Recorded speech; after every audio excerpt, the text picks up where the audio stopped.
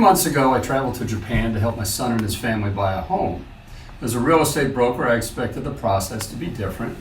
What I didn't expect was discovering that Japan has no multiple listing service, or MLS as we refer to it here in the United States. As they educated me on their home search process, I learned that many properties are marketed through individual companies, and there isn't the same level of broker cooperation and shared listing information that Americans take for granted. And that got me thinking, because what I learned about real estate in Japan is very similar to how real estate worked in America before the MLS existed. Back then, brokers kept the listings to themselves. Buyers often had to go from office to office looking for available homes. Sellers had limited exposure to potential buyers. Information was fragmented and often difficult to obtain. The creation of the multiple listing service changed all that. Today, however, some companies are promoting private listing networks and exclusive marketing programs that some believe move us back toward that earlier model. Whether that's a good thing or a bad thing depends on who you ask. But before we can understand that debate, we first need to understand why the MLS was created in the first place. To understand why the MLS exists, we first need to understand the problem it was created to solve. Today, if you're thinking about buying a home, you probably start by opening your phone or computer. You pull up Zillow, or Realtor.com, or Homes.com, or perhaps your local real estate broker's website. Within seconds, you can see dozens, hundreds, or even thousands of properties. You can compare prices. You can compare square footage. You can look at photographs. You can view maps. You can even estimate mortgage payments. Most consumers take that for granted. But for most of American history, none of that existed. Let's go back to the late 1800s. Imagine you're looking for a home. There's no internet. There's no MLS. There is no Zillow. There is no Realtor.com. In fact, there isn't even a single place where all available properties are gathered together. Instead, every real estate broker maintains their own inventory of listings. If Broker Smith has a listing, only Broker Smith knows about it. If Broker Jones has a listing, only Broker Jones knows about it. As a buyer, you might spend days or weeks visiting one brokerage office after another trying to discover what properties were available. You weren't searching for homes, you were searching for information. And sellers faced a different problem. If you listed your property with a broker, your home was primarily exposed to the buyers that broker happened to know. The broker might advertise the property. They might place a sign in the yard. They might place an advertisement in a newspaper. But your exposure was largely limited to that broker's individual efforts. Today, we would call that a fragmented marketplace. Information was scattered. Buyers didn't see all available properties. Sellers didn't reach all potential buyers. And there was no standardized way for brokers to cooperate with one another. Now let's be fair. Homes still sold. People still bought real estate. The system worked, just not very efficiently. In many ways, what I learned about the home buying process in Japan reminded me of that earlier era. Properties are available, transactions occur every day, but information is spread across multiple companies rather than being gathered into a single cooperative marketplace. And that's where a group of innovative brokers began asking a simple question. What if we stopped treating information as secret? What if we shared it? What if brokers cooperated instead of competed in isolation? That question would eventually change the real estate industry forever. And it would lead directly to the creation of the multiple listing service. As we discussed, the problem was that homes weren't selling. They were. The problem was that information was fragmented. Buyers couldn't easily see all available properties. Sellers couldn't easily reach all potential buyers. And brokers often found themselves in an interesting situation. One broker might have the perfect listing. Another broker might have the perfect buyer. But unless those two brokers happen to know one another and cooperate, the transaction might never happen. Over time, brokers began to recognize something important. Cooperation could be more profitable than secrecy. That realization may seem obvious today, but at the time it was revolutionary.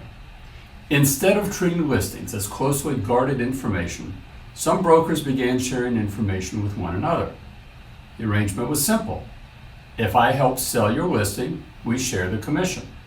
If you help sell my listing, we share the commission. The seller benefits. The buyer benefits. Both brokers benefit.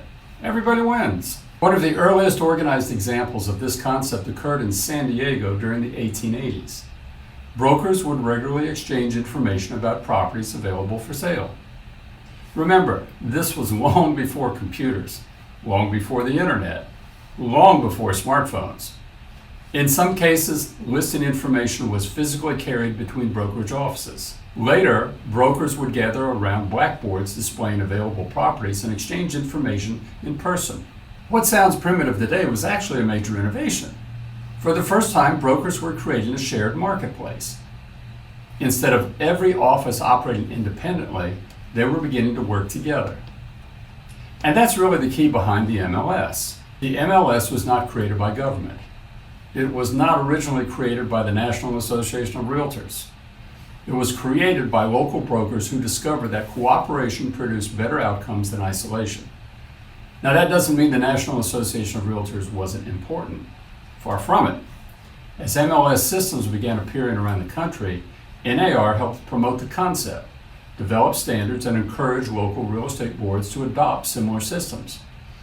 You could say that brokers invented the MLS. NAR helped standardize and spread it. Over time, what began as informal cooperation evolved into highly organized local MLS systems. Those systems eventually became regional MLSs. And today they form one of the largest and most sophisticated real estate information networks in the world. But it is important to remember how this all started. The MLS wasn't created to protect brokers. It wasn't created to create monopolies. And it certainly wasn't created because government required it. It was created because brokers recognized that buyers and sellers were better served when information was shared rather than hidden. That simple idea remains at the heart of the MLS today. And while technology has changed dramatically over the past 140 years, the underlying principle has not. The marketplace works better when information flows freely. But something else happened along the way. What started as a tool for broker cooperation gradually became something much larger. It became a tool that benefited consumers. When the MLS was first created, its primary purpose was fairly straightforward.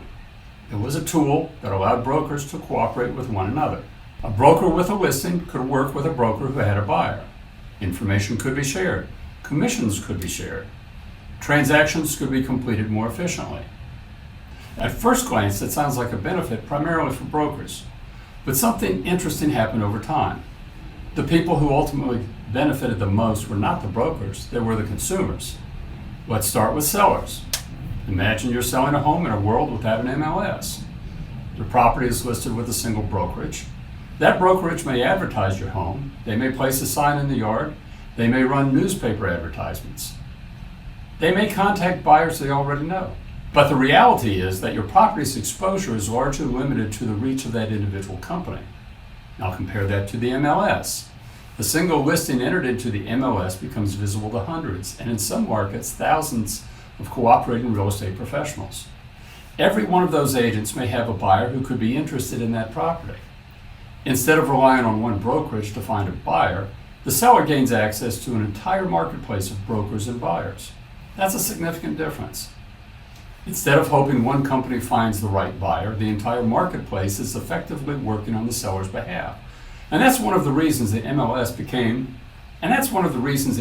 became such a powerful tool for consumers. Instead of hoping one company finds the right buyer, the entire marketplace is effectively working on the seller's behalf. This looks like it's repeating itself.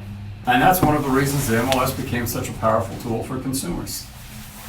Teddy bears. The goal of most sellers is fairly simple. They want the best combination of price, terms, and likelihood of closing. The MLS helps accomplish that by creating exposure. And exposure creates opportunity. The more qualified buyers who know a property is available, the greater the likelihood that the seller will receive strong offers and discover what the marketplace is truly willing to pay. Now let's look at the buyer side. Before the MLS, buyers faced a different challenge. Information was scattered. A buyer might find a property through one brokerage and have no idea that a better property existed through another brokerage across town. Finding homes wasn't necessarily the challenge. Finding information was the challenge. The MLS dramatically changed that. Instead of searching brokerage by brokerage, buyers could gain access to a much larger inventory of available properties. Today, consumers often assume that this level of access has always existed. It hasn't. In many ways, the modern home search experience is one of the direct results of broker cooperation through MLS systems. The MLS also introduced something else that became increasingly important: transparency. Buyers could compare properties more easily. Sellers could see how competing properties were being marketed. Market information became more widely available, and the marketplace became more efficient. Now, no system is perfect. The MLS doesn't guarantee that every property is accurately priced.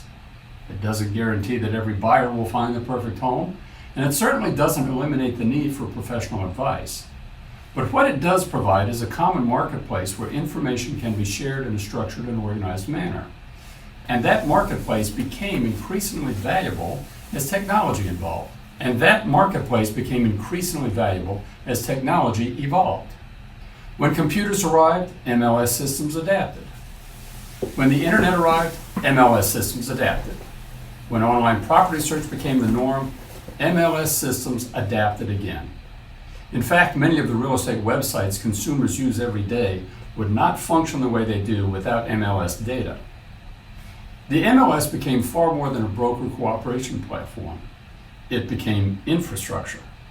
Today, most consumers don't wake up in the morning thinking about the MLS. They think about Zillow. They think about Realtor.com. They think about Homes.com. They think about property alerts arriving in their inbox.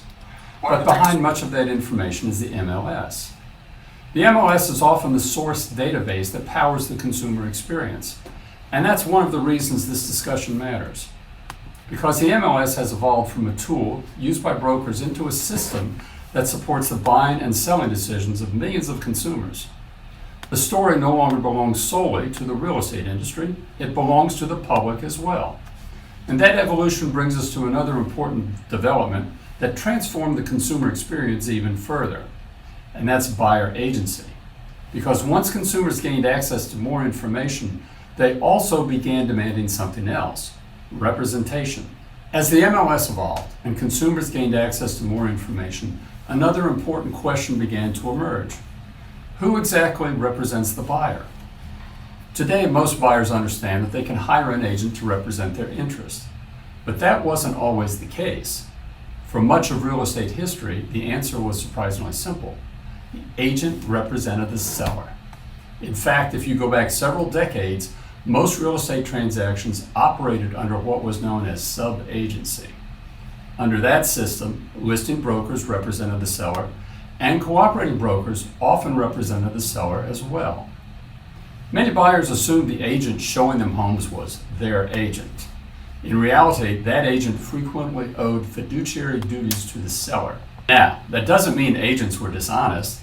It simply means the legal relationships were different than what most consumers would expect today. Over time, consumers began asking an important question. If sellers have professional representation, why shouldn't buyers? That question led to one of the most significant changes in modern real estate: buyer agency. Buyer agency gave consumers something they had never really had before, and that's representation. A buyer could hire an agent whose job was to represent the buyer's interest. Not the seller's interest, the buyer's interest. That may sound obvious today, but at the time it represented a major shift in how real estate transactions were conducted. Under buyer agency, the buyer's agent owes fiduciary duties to the buyer. Now, fiduciary is one of those legal terms that gets thrown around a lot, but what does it actually mean? Simply this: a fiduciary is someone who is legally obligated to put another person's interest ahead of their own. In the context of real estate, that means a buyer's agent is expected to act in the buyer's best interest rather than the agent's own interest or the seller's interest. It doesn't mean the agent can make decisions for the buyer, and it doesn't mean the agent can guarantee a particular outcome. What it does mean is that the agent has a legal and ethical obligation to provide advice, protect confidential information, disclose important facts, and advocate for the buyer throughout the transaction. That's a very different relationship from simply opening doors and showing houses. Those duties include loyalty, confidentiality, obedience to lawful instructions, reasonable care, disclosure, and accounting. In practical terms, that means the buyer's agent can advise the buyer, negotiate on the buyer's behalf, and help the buyer navigate what is often the largest financial transaction of their life. For consumers, this was a major advancement. But here's where the story intersects with the MLS. The MLS and buyer agency evolved together. The MLS expanded access to information.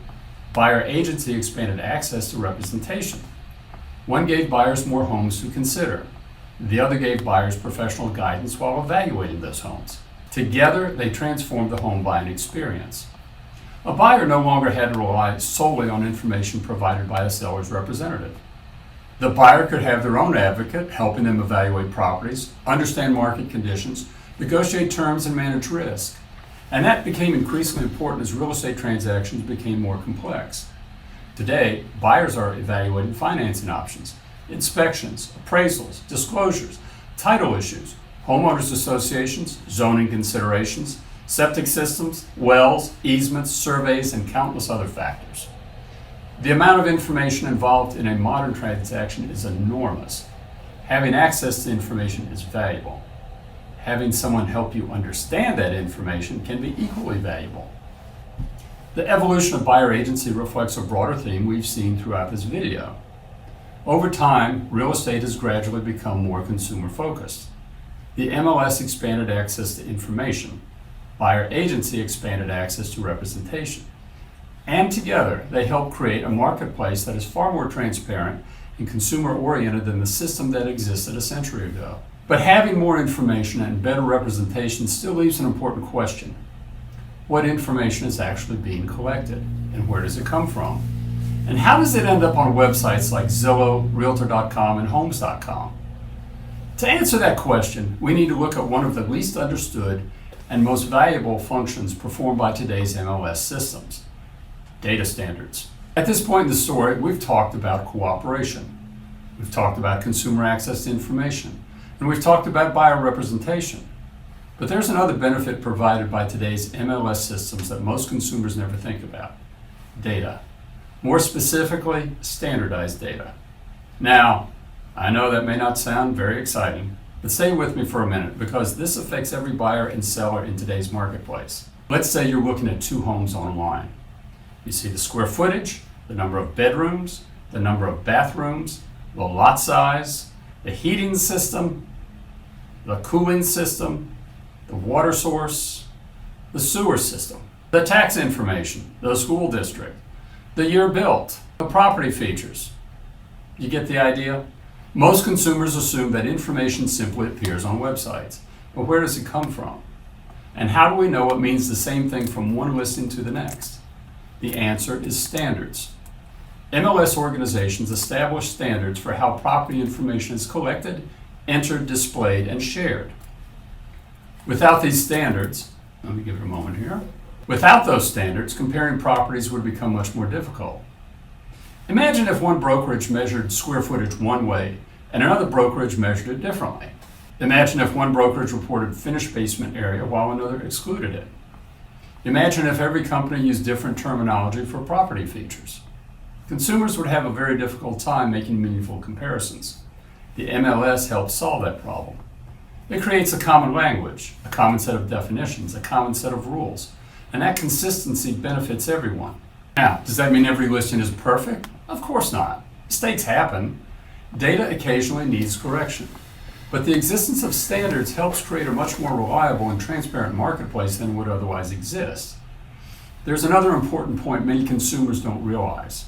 Websites like Zillow, Realtor.com, Homes.com, and countless brokerage websites receive much of their listing information from MLS systems. In many cases, the MLS serves as the source database. The consumer website is simply displaying information that originated in the MLS. Now, some websites will also allow consumers to enter information directly. For example, many for sale by owner properties are entered by the homeowner rather than by a real estate professional. And there's absolutely nothing wrong with that. Homeowners have every right to market their own property. But there's an important difference worth discussing. Most homeowners sell only a few homes during their lifetime. Real estate professionals enter listing information every day. They're trained on MLS rules. They're trained on data standards. They're trained on fair housing requirements. They're trained on property classifications and disclosures. As a result, professionally entered MLS listings are often more complete, more consistent, and easier for consumers to compare. This isn't a criticism of homeowners, it's simply the difference between occasional use and professional specialization. Think about it this way. If you were preparing your own tax return, you might do a perfectly good job. There's plenty of do-it-yourself software out there just for that. But a tax professional prepares returns every day. Experience matters, training matters, standards matter, and that's one of the hidden values provided by the MLS. Most consumers never see the standards, they simply enjoy the benefits. They can compare properties more easily, they can search more efficiently, they can make better informed decisions. Over the years, I've served on our local MLS committee, and one of the things that surprised me when I first became involved was how much effort goes into maintaining the standards. Most consumers never see the work, and that's fine. They simply see a property appear on a website. But behind the scenes, there are ongoing discussions about data accuracy, field definitions, mapping, property classifications, internet display, and how information is shared with other systems. When everything works properly, consumers never notice. But that's often the sign of a well-functioning system. The information is simply there when they need it. There's another aspect of MLS cooperation that many consumers never see. MLS systems don't always operate in isolation. In many parts of the country, MLS organizations share listing information with one another. In some cases, this occurs through formal data sharing agreements. In other cases, multiple MLS systems merge together into larger regional organizations. But none of that would be possible without standards. The reason MLS organizations can share information with one another is that they have spent decades developing common standards for collecting, organizing, and distributing property information. Those standards help ensure that property information means the same thing regardless of which MLS system originally collected it. Without common standards, data sharing becomes much more difficult. And without data sharing, consumers would have access to less information. From a consumer perspective, the advantages of MLS data sharing are fairly obvious. Buyers can see more available properties. Sellers can expose their properties to a larger pool of potential buyers. Agents can better serve clients whose searches extend across multiple geographic areas. And the marketplace becomes larger and more connected. For example, a buyer searching for property in Charlottesville may also be interested in homes or land in Greene, Orange, Louisa, Fluvanna, Madison, or Buckingham counties. They're all here in Central Virginia. Data sharing relationships can make those broader searches much easier. There can be disadvantages as well. Larger data sharing arrangements often require participating MLS organizations to agree on common rules, standards, and policies. That can sometimes be challenging when different marketplaces have different traditions, business practices, and priorities.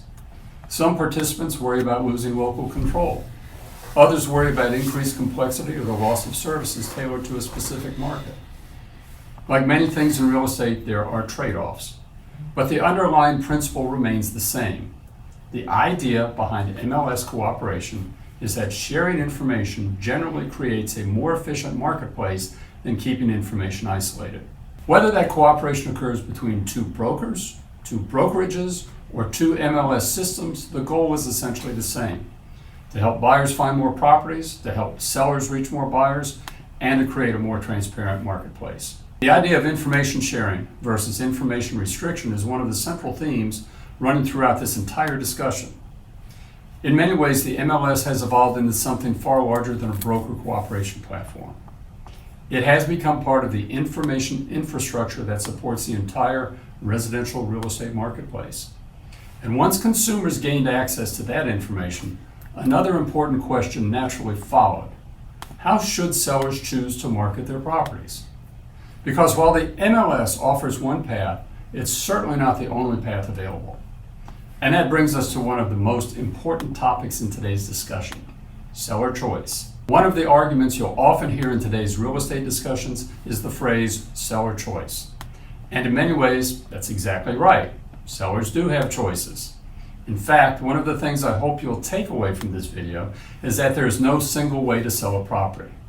Different sellers have different goals, different circumstances, different priorities. and those priorities may lead them toward different marketing strategies.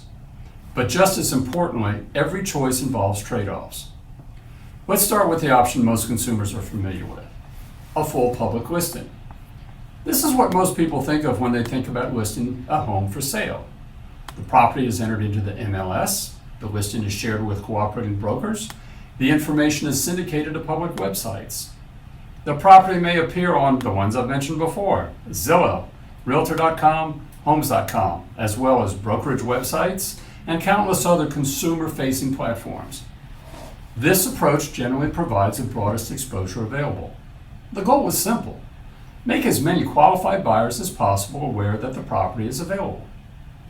But many consumers don't realize there is another option that falls somewhere between full public exposure and complete privacy. This is the MLS-only listing.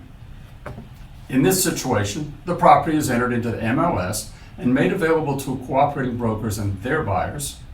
However, public internet distribution may be limited depending on the seller's instructions and the options available within that MLS. The seller still benefits from broker cooperation. The property remains visible to agents representing buyers, but public exposure can be reduced.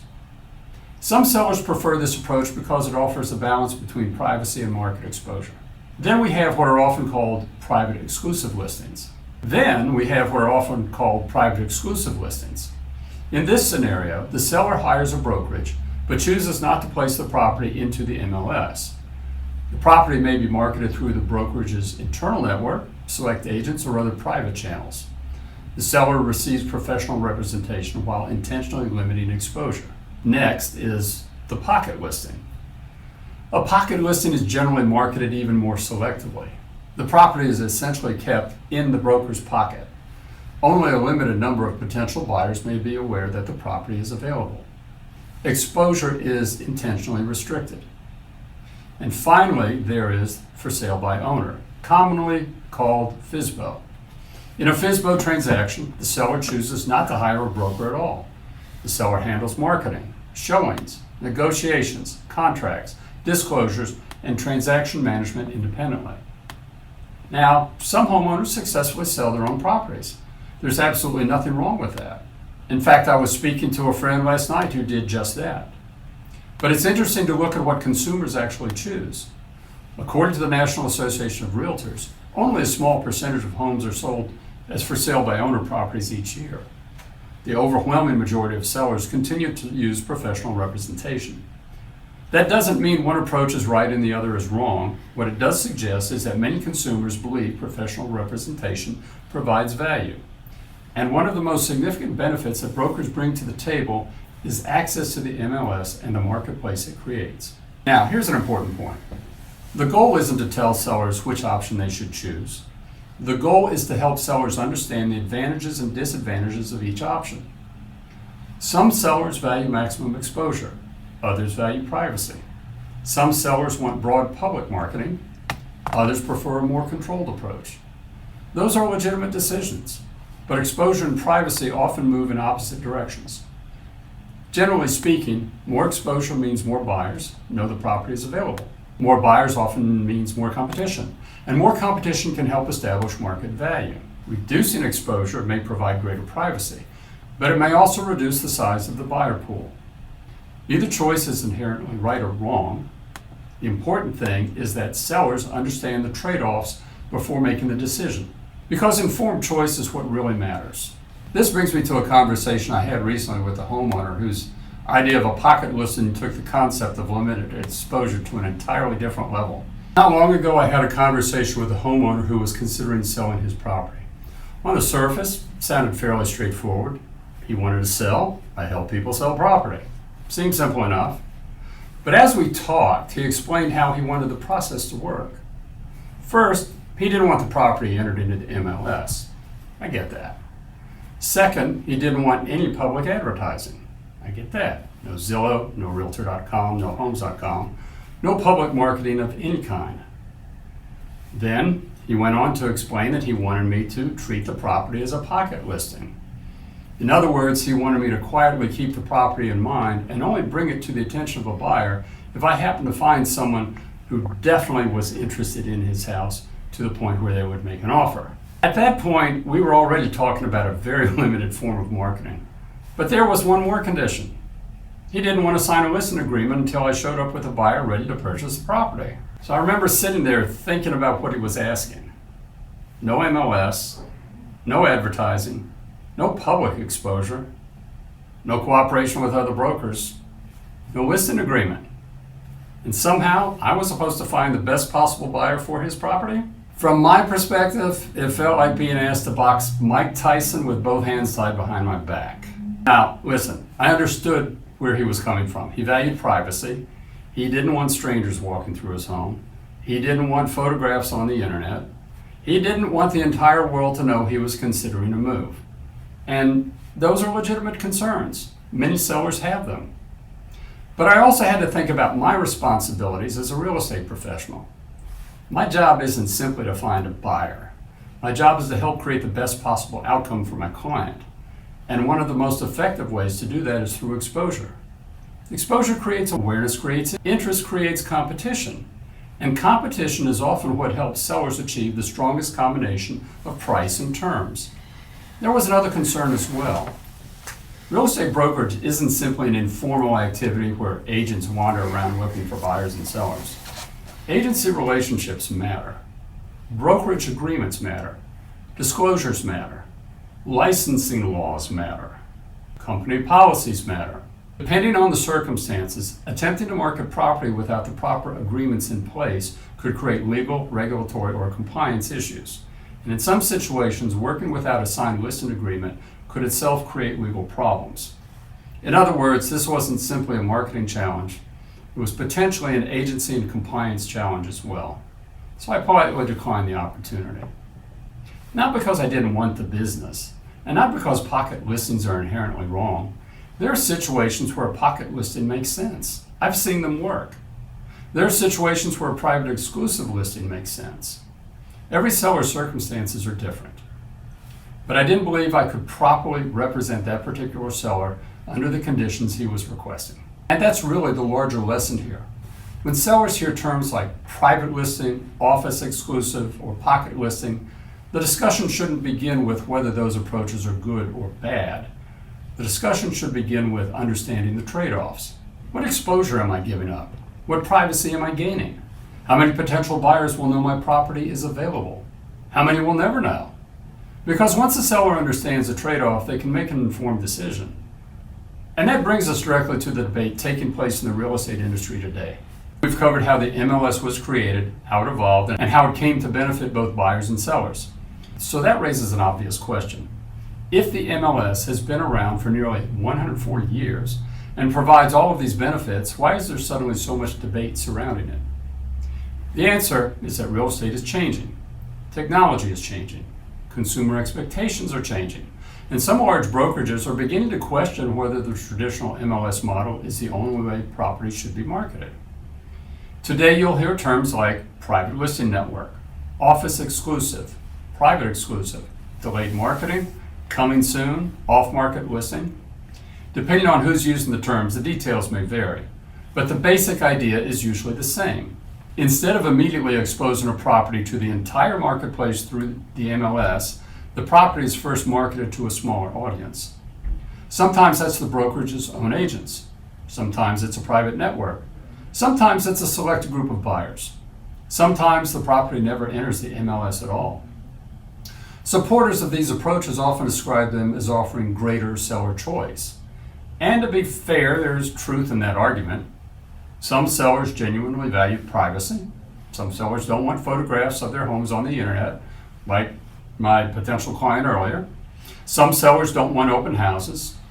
Some sellers don't want the public to know they're considering a move. For those sellers, a private marketing strategy may be attractive. Supporters also argue that private networks can create exclusive opportunities for buyers and sellers who prefer a more controlled process. Those are legitimate arguments. But there's another side to the discussion. Critics of private listing networks raise several concerns. The first concern is exposure. If fewer people know a property is available, fewer people have an opportunity to buy it. And if fewer buyers are aware of the property, some critics argue that sellers may not receive the full benefit of market competition. The second concern is transparency. One of the major benefits of the MLS has always been that information is widely shared. When information becomes more restricted, some consumers may gain access while others do not. The third concern is market fragmentation. And this is where we come full circle back to the beginning of our story. Remember what real estate looked like before the MLS? Information was scattered. Listings were controlled by individual firms. Buyers often had to search multiple companies to discover what was available. Some observers worry that a significant shift toward private listing networks could move the industry back toward a more fragmented marketplace. Now, that doesn't mean private listings are inherently bad. Private listings have existed for decades. Pocket listings have existed for decades. Private exclusives, guess what, have existed for decades. What's new is the effort by some companies to make private listing networks a much larger part of their overall business strategy. And that has sparked an industry-wide discussion. You'll often hear this debate framed as a discussion about seller choice. And seller choice is certainly part of the conversation. But I think there's a larger question underneath it. How much information should be shared? And how much information should be restricted? Because when you strip away all of the marketing language, that's really what this debate is about. Information. Who gets access to it? When they get access to it? And how broadly is it distributed? The MLS was built on the idea that sharing information benefits the marketplace. Private listing networks are built on the idea that there are situations where limiting information may benefit certain consumers. Reasonable people can disagree about where that balance should be, but consumers deserve to understand the trade-offs before deciding which approach is right for them. And there is one more important point that needs to be part of this discussion. Not every choice available in real estate is simply a business decision. Some choices are limited by law. Throughout this video, we've talked a great deal about choice, seller choice, buyer choice, marketing choice, and those choices are important. One of the strengths of the American real estate system is that consumers have options, but it's equally important to understand that not every choice is simply a business decision. Some choices are governed by law. One of the most important examples is fair housing.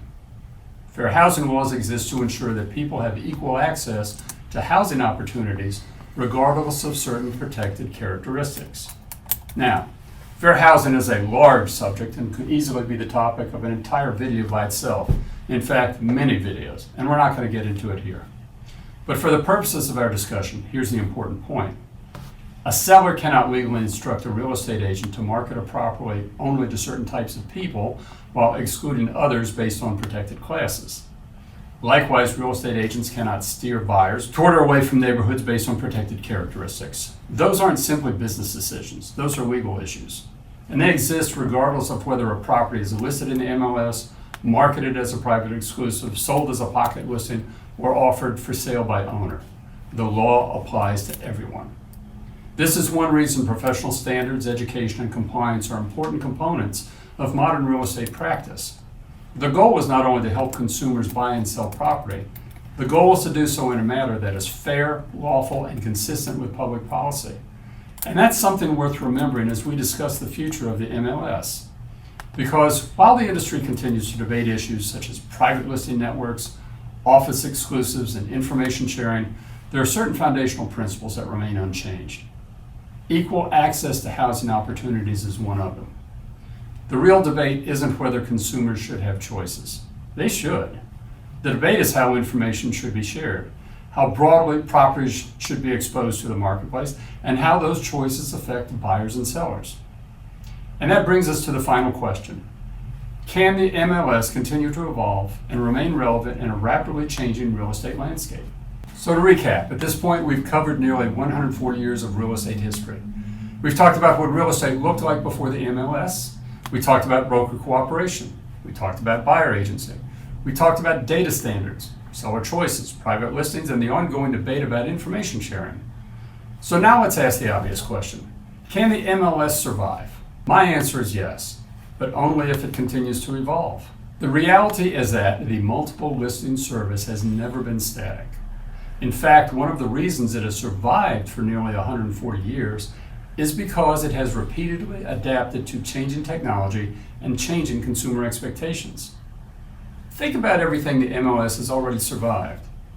It survived the transition from paper listing books to computers. It survived the arrival of the internet.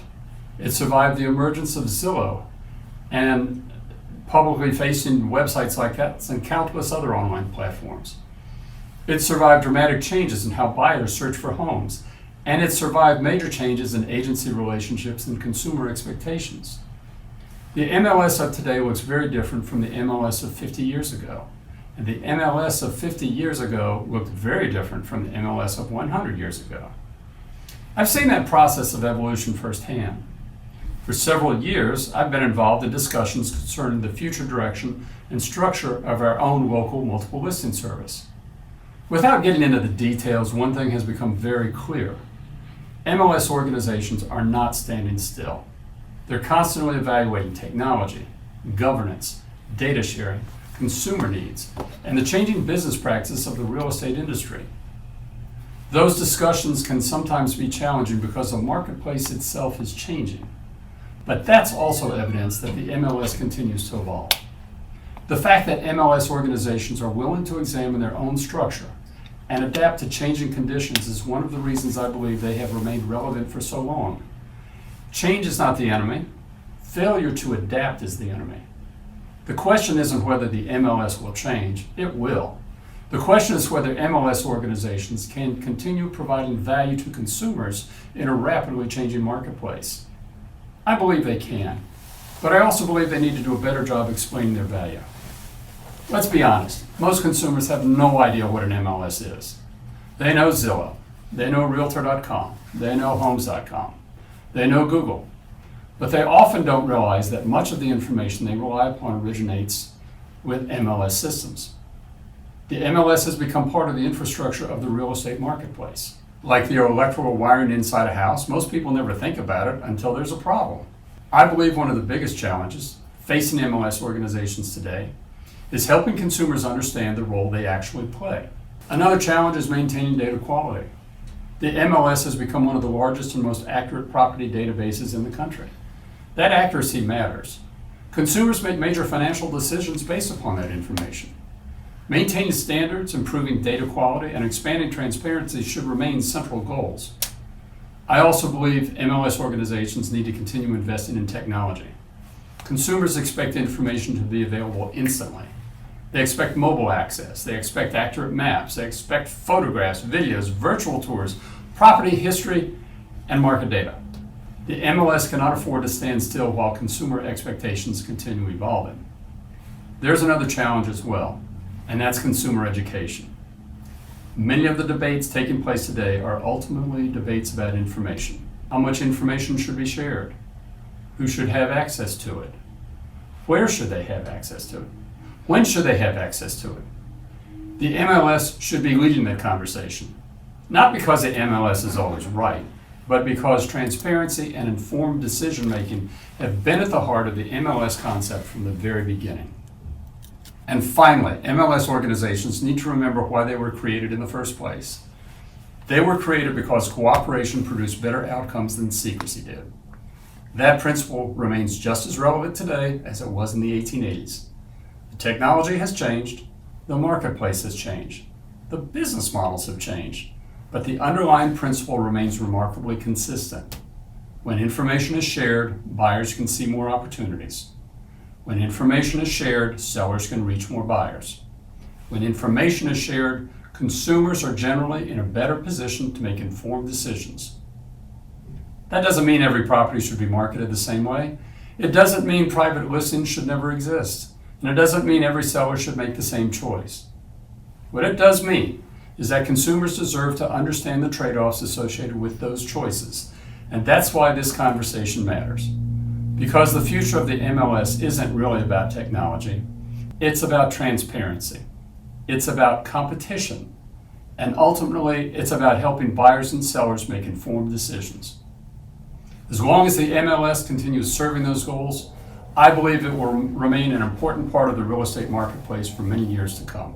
As I mentioned at the beginning of this video, my interest in this topic was sparked by a trip to Japan to help my son and his family buy a home. As a real estate broker, I found it fascinating to see a system that operates very differently from what we have here in the United States. Homes are bought and sold. Families find places to live. The system works. But it also reminded me that the MLS is not something that naturally exists everywhere. It was created because brokers discovered that cooperation produced better outcomes than working in isolation. Over time, that cooperation evolved into something much larger. The multiple listing service became a marketplace. It became a database. It became a distribution network. It became a source of information that powers many of the real estate websites consumers use every day. And perhaps most importantly, it became a tool that helps buyers gain access to more properties and helps sellers gain access to more potential buyers. That doesn't mean the MLS is perfect. No system is. And it doesn't mean there aren't situations where private listings, office exclusives, or other marketing approaches may make sense. There absolutely are. Every seller's circumstances are different. Every property is different. Every situation is different. But as consumers consider the choices available to them, I believe it's important to understand the trade-offs. Privacy versus exposure. Exclusivity versus transparency. Limited distribution versus broad distribution. Those aren't just business decisions. They're consumer decisions. And consumers deserve to understand the implications before deciding which path is right for them. The debate surrounding the future of the MLS will almost certainly continue. Technology will continue to evolve. Business models will continue to evolve. Consumer expectations will continue to evolve. But the fundamental question remains remarkably similar to the one brokers were asking in the 1880s. Does the marketplace work better when information is shared? Or does it work better when information is restricted? The history of the MLS is really the story of how the real estate industry answered that question over the last 140 years. For nearly a century and a half, brokers, MLS organizations, and consumers have generally concluded that cooperation, transparency, and information sharing create a more efficient marketplace than secrecy and isolation. That doesn't mean there is only one way to market a property, as I've said before, and it doesn't mean there aren't situations where limited exposure may be appropriate. But it does explain why the MLS came into existence, why it grew, and why it remains such an important part of the real estate marketplace today. I'd love to hear your thoughts. If you were selling your home, would you choose maximum exposure through the MLS, or would you prefer a more private approach? And if you're a buyer, do you think all available listings should be available to everyone? Or do you see value in private listing networks? Leave a comment below and let me know what you think. If you found this video helpful, please click the like and subscribe buttons. If you found this video helpful, please click the like button and subscribe to the channel. I create videos about real estate, land, rural living, relocation, and life here in Charlottesville and Central Virginia.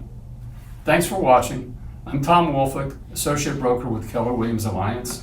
And until next time, thanks for spending a few minutes with me.